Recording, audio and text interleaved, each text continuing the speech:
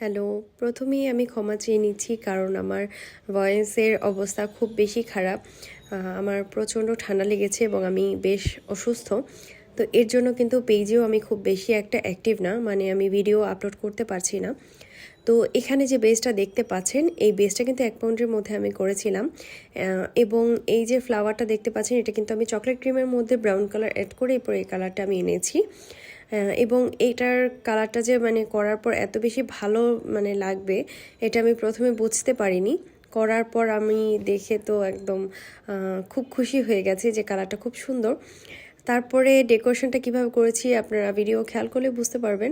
আর এখানে যে বেসে কালারটা ব্যবহার করেছি, এখানে কিন্তু হালকা ইয়েলো কালার ব্যবহার করে আমি বেসটা করেছি এবং উপরে কালার 2টা কালারের ফ্লাওয়ার আমি অ্যাড করেছি এবং লাস্টে আমার পছন্দের একটা পার্ট সুগার বল দেওয়া। আমার তো মনে হয় কেকটা জুড়ে পুরোটা সুগার বল দিয়ে দিই।